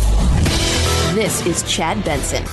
Tova Noel and Michael Thomas were on duty at MCC Manhattan August 10th when Jeffrey Epstein died of suicide. They were required to perform repeated counts of the prisoners under their watch, but instead, for about 8 hours, federal prosecutors said they sat at their desk, browsed the internet, and moved around a common area. They're charged with falsifying records to show they did their job, when in fact prosecutors said they did not. When Noel and Thomas eventually made their rounds at about 6:30 a.m., they discovered the body of Epstein, who had been held on sex trafficking charges. Yes, I find this very interesting, much more interesting than what's going on right now, which is the usual baloney that's happening in the world of politics. So many people have already made up their minds. I find this interesting. So, did he or didn't he? Is there a third option, which is somebody got to these two who, remember, they were temps, right? They're just people who work. I need a little bit of extra cash, and they weren't the regular guards. The cameras were off, all of this stuff. And I'm not a conspiracy theory kind of guy. Don't buy into it. Think most of it's baloney. Deep state. But is there a third option, which is, look, kill yourself. It's what you want to do. And maybe it's not even other people outside. Maybe it's him getting to these guards saying, well, yeah, we'll make it worth your while. They just want you to, turn your cameras off and turn your back for a little while. Is that a possibility? Maybe. Here's Senator Lindsey Graham and Dr. Kathleen Hawk Sawyer. How could this have happened? Unfortunately, sir, the death and the whole situation is still under the investigation of the FBI and the Inspector General's office, and I'm really not at liberty to discuss specifics of this case. I can discuss issues around institutional operations. Oh, you're not you can't talk about this, huh? Huh? Well, was it did he do that thing? Do you concur with the opinion that it was a suicide? That was the finding of the coroner, sir. Okay. Do you have any evidence to suggest otherwise? I do not. She does not. There's got to be either a major malfunction of the system or a criminal enterprise at foot to allow this to happen. So are you looking at both? Is the FBI looking at both? If the FBI is involved, then they are looking at criminal enterprise, yes. What? That'd be interesting, right? Like, wouldn't it? Just a smidge be a little bit interesting? If you found out that those guys got a few bucks, right? Somebody made it worth their while to turn their back. What? Yeah. Plus, remember, he's a registered sex offender in jail because of doing horrible things to young girls. And because of that, people don't take kindly in prison to those things. You ever watch any of those shows? They have like that special housing unit where they have to put all the sex offenders because they know what, hardened criminals, right? They may be drug dealers, they may be killers, but they don't kill women and they don't kill children. Oh, yeah. It is interesting, though. 323-538-2423. At Chad Benson Show is your Twitter. Feel free to tweet at us. And, of course, today is day 3 of the public hearings. You've got 2 people who are star witnesses, Jennifer Williams, Colonel Vidman, Lieutenant Colonel Vidman, today. And they're doing what everybody thought they were going to do. Both sides have fired away, and you're going to get what you get. Are you a never-Trumper? The day after you appeared for your deposition, Lieutenant Colonel, President Trump called you a never-Trumper. Colonel Vidman, would you call yourself a never-Trumper? Representative, I'd call myself never partisan. Ooh, he's never partisan. Doesn't choose a side, right? He said what you expect him to say, which is what? I felt uncomfortable with this. They're asking him softball questions. Devin Nunes had a chance to come out and do what Devin Nunes does. And rather than do any of those things, he just went after the media for his time. There was no objectivity or fairness in the media's rush of stories, just as a fevered rush to tarnish and remove a president who refuses to pretend that the media are something different from what they really are, puppets of the Democratic Party. Yeah, there's that. Oh, puppets. I'm your puppet. Do I think any of this is changing anybody's minds? No. It's not changing anybody's mind. You know how I know? Because of this guy. It looks to me like the House is going to be on this until Christmas. Then it comes over to the Senate. It displaces all other business. The Chief Justice of the United States is in the chair. Senators are not allowed to speak. They have to sit there and listen. And I'm not sure how long it will go on. It looks to me like the House is determined to impeach the president. I can't imagine a scenario under which President Trump would be removed from office with 67 votes in the Senate. Yeah, there you go. That's it. We're done, right? We're moving on. Can't imagine that happening. I've said that. So you're going through all of this because you feel it's all partisan. Do I think monkey business went on? Yeah. Do I think some stuff that was done that I do not like at all? And when I hear the president stand up and talk about draining the swamp only to do the exact same thing that he says everybody else in the swamp, as if that's okay that you get to do that, I think, you know what? That's ridiculous. That is. Do I still think he has a Rudy problem? Yeah. But the reality is he ain't going anywhere. You know that and I know that. I don't know how long senators will want to continue the trial, but I'm pretty confident at the end, impeachment will not lead to ouster. It will displace everything else. And one of the things we've been frustrated about in the House right now, there's the president's trade agreement, the U.S.-Mexico trade agreement not being acted upon, not letting us pass the defense bill. Nothing is happening because House Democrats are seized with Trump derangement syndrome. Yeah, I think there's a few people there. We talked about it yesterday. There were several, blue dog Democrats who've all come out and said, what? We didn't come here to do this. There are things that we would like to do that we think we can get done, but it isn't going to happen because there are people that are what? Absolutely focused solely on this. This is it. This is it. This is all they care about. It bores me. Do I think that he did something wrong? Yes. Do I think he did something that rises to the level where he's going to be removed? I do not. Can I call him out for doing something, especially when he's supposed to be the person that's draining the swamp, and then he goes and does something like getting to the point where he is going to send people in a very nefarious way and also comical way to do things that, quite frankly, are beneath the office of the president? Yeah, I'm not a fan of that, especially when you're the one who, quote unquote, draining the swamp. And then you're like, oh, well, they did it too. But we're seeing it in such a different way, right? It's like art, so subjective. It's like super subjective. Art is like way subjective. You see this amazing picture of the sun and it's setting in the world and the world's a blank canvas. Somebody else says, that's the flag of Japan. Very subjective. With all that going on, Trump did have a chance to talk today. His first public appearance, because everybody thought he was over. Like they were all speculating what was going on with Trump over the weekend because he saw the doctor. And it was hilarious because even the doctor at the wall, normally when you go, some of the stuff apparently he had done, you do there. They have like a medical facility inside the White House. You would do it there. He went to Walter Reed, usually says there's more, so everybody starts speculating, oh, it's this or it's that. Oh, he had heart, chest pains and all of this baloney. So you just start laughing about this. But Trump, he has the opportunity to come on out, give his first public appearance. Let's see what he did. I think the woman is grossly incompetent, and we're having a problem because Mexico and Canada are calling, saying, what's going on? And it's sitting on her desk. She doesn't need Democrats because the Democrats are going to vote for it. All she has to do is put it up for a vote. She's said for months now, oh, well, no, she likes it, she wants it, she likes it, she wants it. The woman is grossly incompetent. Yeah. Who do you think he's talking about? Anyone? Oh, right there. Yeah. Nancy Pelosi, correct. But people want to get this done. Even Democrats want to get this done. It's not happening. Why? Because they are.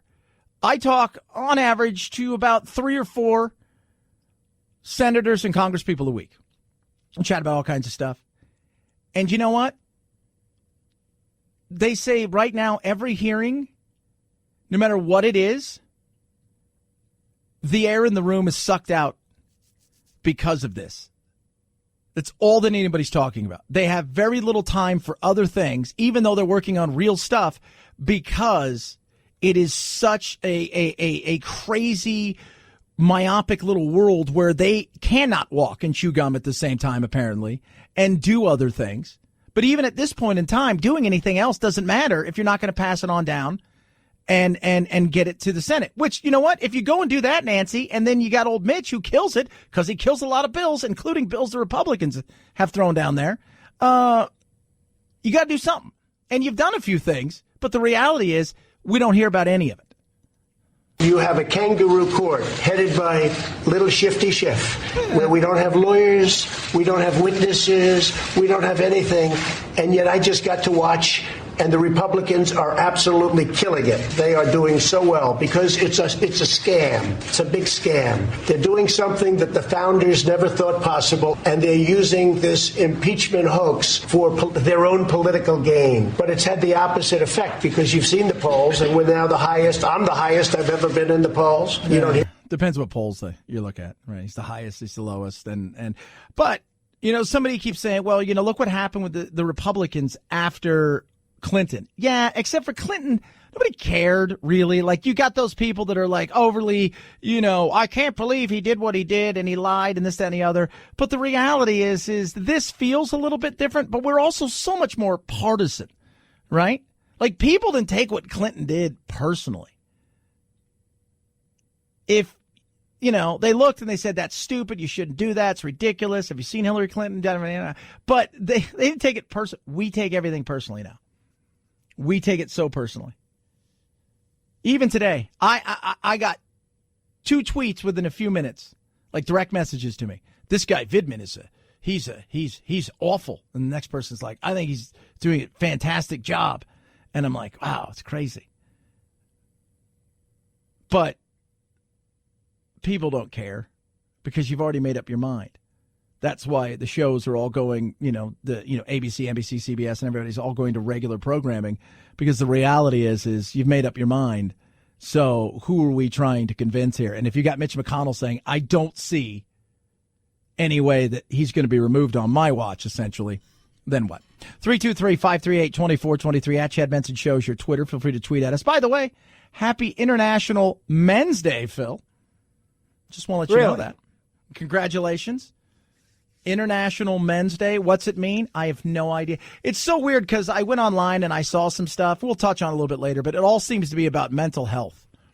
I'm like, International Men's Day can't be something cool like, hey, here's it's International Men's Day and you guys are pretty cool and you don't suck and not everything is your fault. Nope, it's like, hey, you guys commit suicide so fast. You're like, not everything has to be a message. That's all I have to say. That's it. Speaking of messages, Lightstream is amazing. Right now, holidays are here. You're looking to save some extra money? Well, guess what? Have you thought about consolidating your high-interest credit card debt balances to a lower rate and saving big with Lightstream? Average APR is over 20%. That's insane. Right now with Lightstream, you can get a rate as low as 5.95% APR with autopay. Your rate is fixed, so there's no woo-woo-woo-woo. None of that. No fees. You can even get your money as early as the same day. So what are you waiting for? On top of all of that, we're going to throw in a little something just for being my listeners. A special interest rate discount. It's simple and easy. Go to lightstream.com/Benson, LIGHTSTREAM.com/Benson to save big. They're going to treat you amazing. Subject to credit approval. Rate includes 0.50% auto pay discount. Terms and conditions apply. Offers subject to change without notice. Visit lightstream.com/Benson for more information. Chad Benson Show.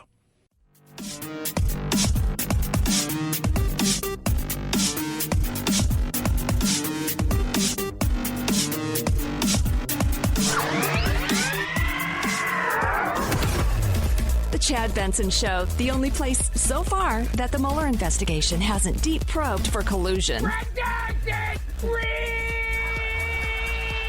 Redacted! Stay tuned. This is Chad Benson.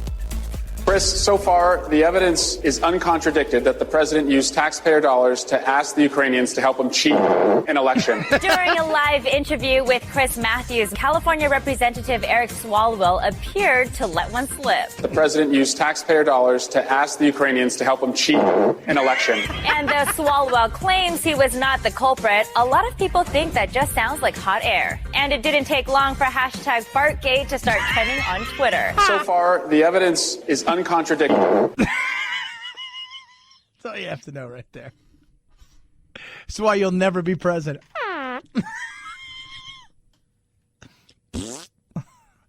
But no, he's so good. It's just so funny. We were talking about it. I was like, Chris Matthews maybe did it? No, it's got to be him. It's totally him. It is. And Fartgate was trending. That's the thing that was hilarious. There you go. Just when you think we need to take things seriously, we're like, nah, Fartgate's trending. Oh, it's also World Toilet Day, for those of you who want to know. So we got International Men's Day and World Toilet Day. Somebody tweeted out, there are 365 days in a year, and you guys had to merge International Men's Day with World Toilet Day.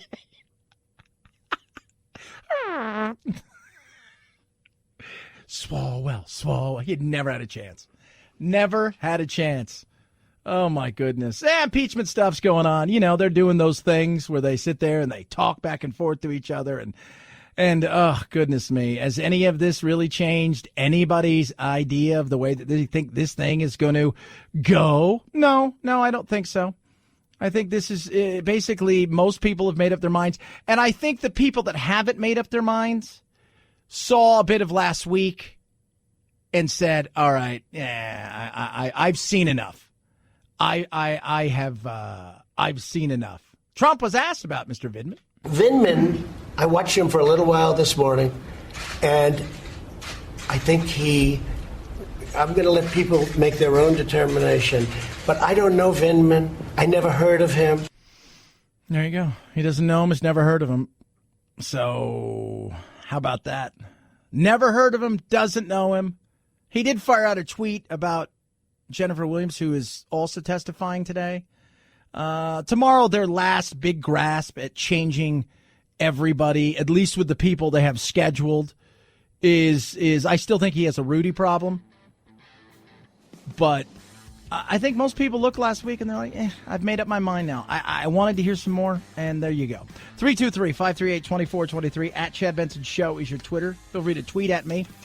O.J. Simpson. Very interesting. Talk about it straight ahead. Chad Benson Show.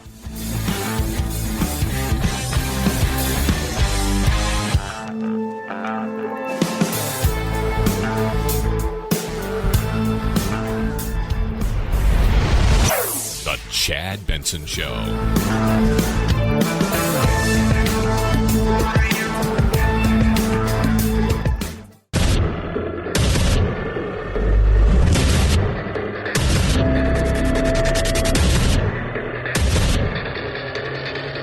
Independent thoughts, independent life. This is Chad Benson. All these people are talking about, they heard a conversation of another conversation that was had by the president. What's going on is a disgrace. A disgrace. An absolute disgrace to America. I was laughing. God, this is embarrassing. This is a disgrace. Really? Is this really a disgrace? No, we should be embarrassed. Really? Why should we be? Well, because of what's going on. This is an embarrassment. Look how awful we are. South America's a joke. I was talking to my friend today, who's right now in Peru. Bolivia, right? The country almost burned down because of what? They raised prices on trains and buses. Venezuela is a mess. Argentina and Brazil are beyond corrupt. He's in Peru, and he said, like, the last 3 presidents are in jail, and one of them just committed suicide. No, this is what it is. We're holding people accountable, at least trying to, but this is just politics and the new politics that we have. That's all.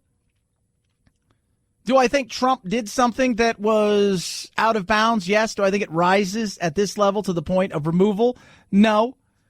Would I have liked for him not to do something like this and get involved with so many skeezy people? Yeah.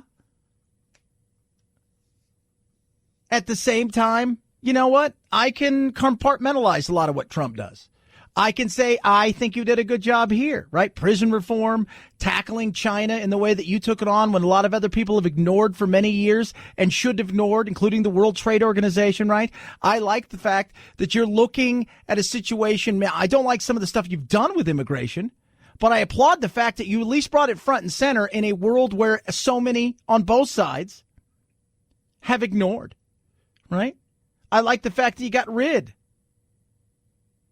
of some of these ridiculous regulations, and you're trying to take some of this stuff on, right? Transparency in pricing, things like that. I like those things. I can compartmentalize them. I don't like the ridiculous amounts of tweeting. I don't like if you don't agree with somebody that they're evil and they're never Trumpers if they even ask a question or contradict anything you say. Do I like the fact that you lie all the time over stuff that you don't have to? No, I don't.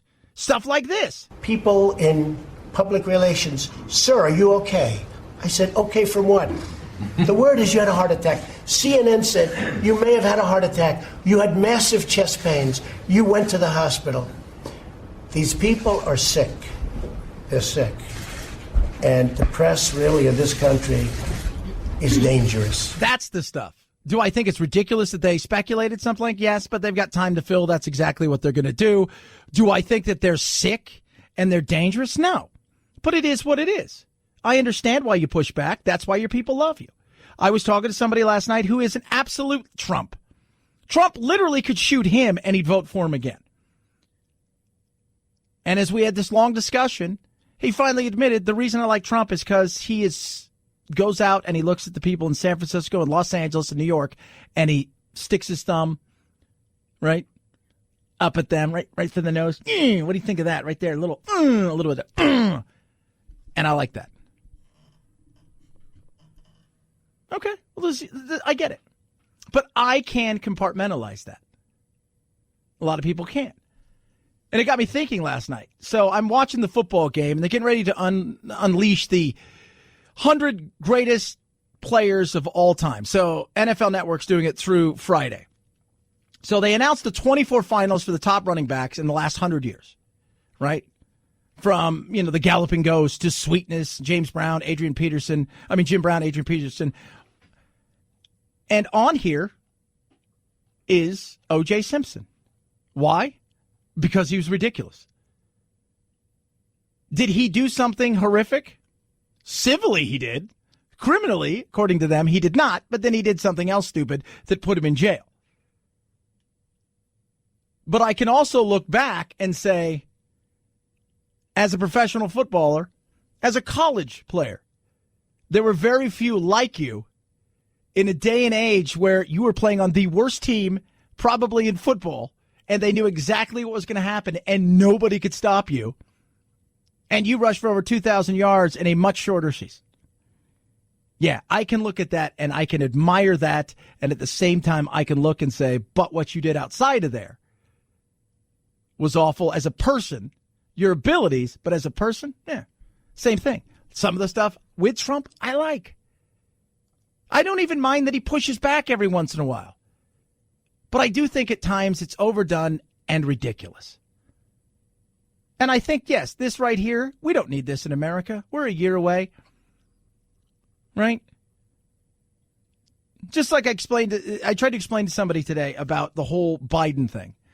And when you break down everything that took place and you really read how the whole thing went, it's hilarious. But I don't care about that. It's written by fake news. And I'm like, well, then you're not interested in any of this. You're interested in what you see and how you see it.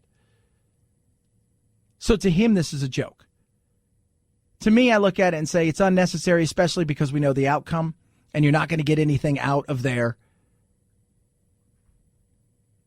But you can both be disturbed by what took place and at the same time say, but does it really rise to that level?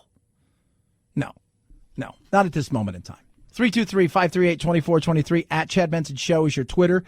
Feel free to tweet at me. I love hearing from every single one of you. You can text me. You can tweet at me. Check out the Instagram as well. This is South Dakota, because apparently there's a lot of stuff going on in South Dakota that we should be worried about.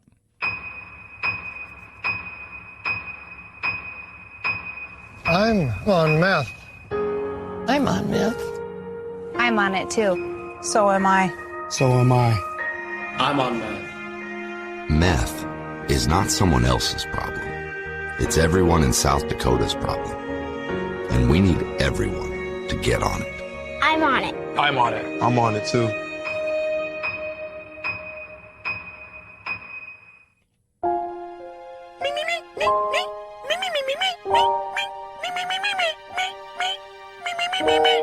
Beaker's on meth, but I think you knew that. Come on. Beaker was always on meth, right? That's just the weirdest thing. So everybody there in South Dakota, and some of the stuff that they said, I was looking at the tweets. They're spending like $500,000 on this. I didn't realize there was that kind of meth problem in South Dakota. It's a weird thing. But that was trending. I'm on meth, right? You're on meth? Well, I guess South Dakota, everybody in South Dakota is on meth. Everybody.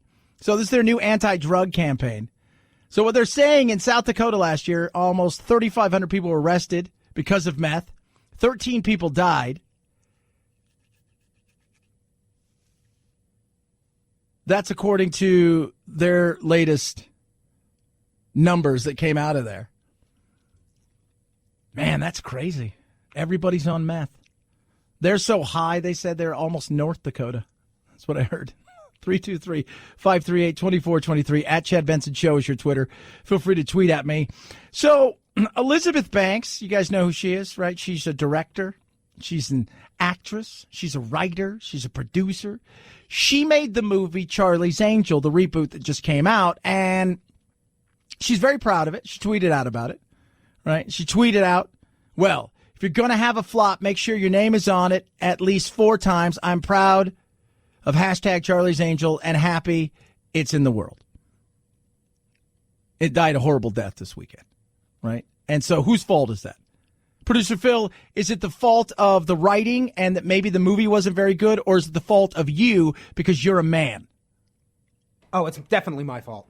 That's right. On International Man's Day, lets everybody know it is your fault because, well, you're a man. And they say, look, this is what she said. People buy tickets, and they need to buy tickets to this movie. This movie has to make money. If the movie doesn't make money, it reinforces a stereotype in Hollywood that men don't want to see women do action movies. Hunger Games, pretty big, right? Brie Larson, remember her, right? Captain Marvel did $1 billion, Wonder Woman. But then she says, no. They're going to go see a comic book movie with Wonder Woman and Captain Marvel because that's a male genre. So even though those movies are about women, they put them in the context of feeding into the larger comic book world. So, yes, you're watching Wonder Woman movie, but guess what? It's really a comic book world, and it's a male characters for all intents and purposes. Here's the thing. I'll say it right now. The movie's just not very good. I saw the trailer, and I'm like, there's nothing about this that's appealing to me. I saw the first Charlie's Angels movie. I liked it. They were likable characters. Kristen Stewart is not a likable character. Right? I saw Peppermint a couple weeks ago. And if you don't know what that has, what's her name? Jennifer Garner in it. I saw that. It was an action movie. It was a little over the top and not real. She takes on Mexican drug cartels, it's, but, or whatever. But it was entertaining. I enjoyed it. I could see that, right?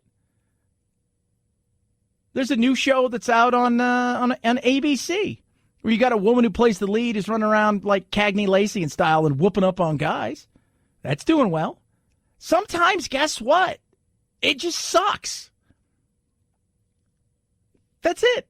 Maybe sometimes a movie's not good. It has nothing to do with men are oppressive or they're evil or the patriarchy or any of that stuff. Sometimes it's it's not very good. That's the reality of it. I know it's horrible and nobody wants to hear that, but sometimes the truth is the movie itself wasn't awesome. I liked the first one a lot, right? Kill Bill.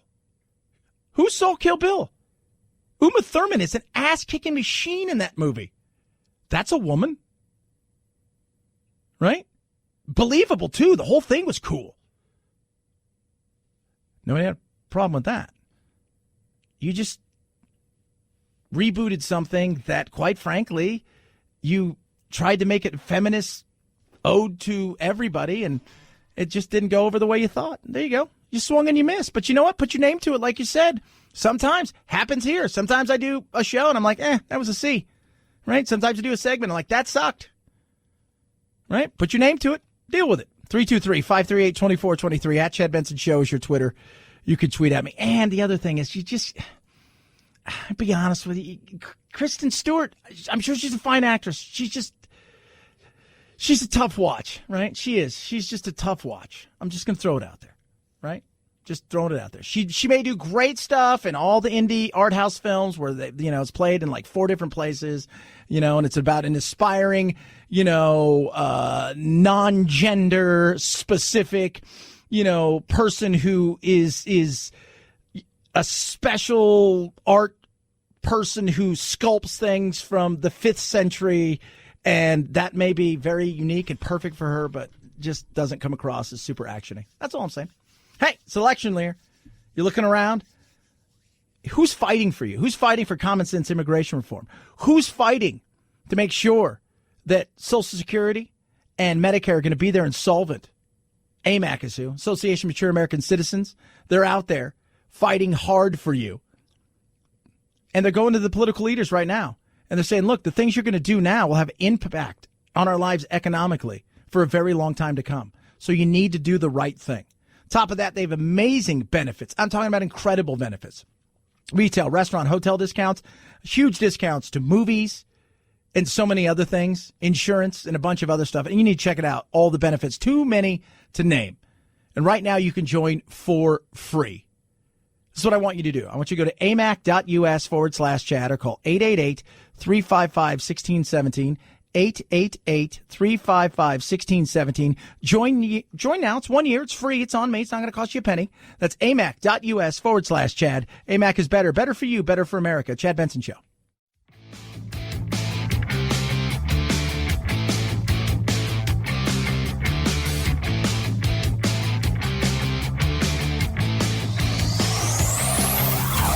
Check out our Chad Benson Show Facebook page where you can hang out or hang your grievances out to dry.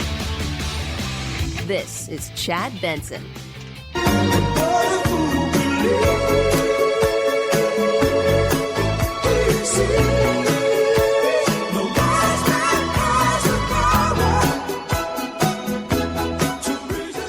Oh, the Doobies.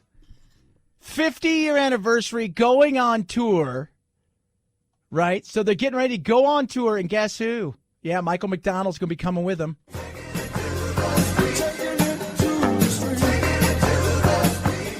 Oh, the Doobie Brothers. They haven't been together in 25 years. And they said, hey, we're going to do this. Every time I hear him now, though, all I think about is MCI commercials. Remember those? MCI! MCI. I wonder who they're going to tour with. It's got to be like Christopher Cross, Kenny Loggins, right? If we're going to have Motley Crue, Def Leppard, and Poison, we can have the Doobie Brothers, Christopher Cross, and I watched the Family Guy the other day. I don't know if you've seen this one, Bruce. Have you seen Yacht Rock? It's so awesome. No. Peter was stressed out about everything, and he's all stressed out, and so the doctor, right, Dr. Hartman gives him a prescription for Yacht Rock, and every time he gets upset, he plays like the Doobie Brothers or Christopher Cross, and everything's cool. So they went on a Yacht Rock thing, and it was like all of these bands. It was hilarious. Yeah, but every time I hear him, all I think of is, what a fool, MCI, what a fool, MCI. 323-538-2423. At Chad Benson Show is your Twitter. Feel free to tweet at me. Love hearing from you. Yes, it is going on as they've just broken up now. So Colonel Vidman, people are saying, how do we know he's got a Purple Heart? Somebody just tweeted at me. And I'm like, dude's got a Purple Heart. He got hit in 2014 in Fallujah. All right? Look, he served this country. The fact is, people don't like him now because he's going against Yahweh in Trump. I don't think I don't think any of them are bad people. I don't think any of them are conspiring to overthrow Trump. I think some of them, through the loop, were brought in on something that they felt uncomfortable. I think other people were more directly involved and ran it up the flagpole in the areas they were supposed to do it. And this is where we are. But they all seem to tell the same kind of story. So, in saying that, does it mean anything? Nah, it doesn't. Because we're not doing that.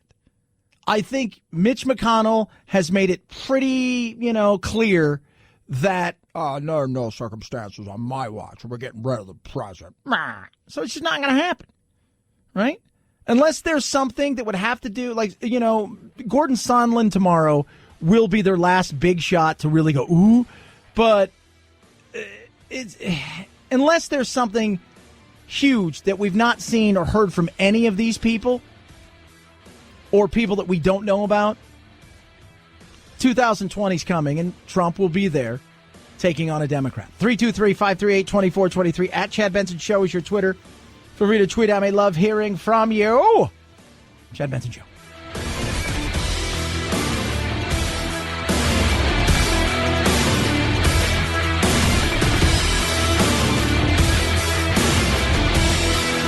This is the Chad Benson Show.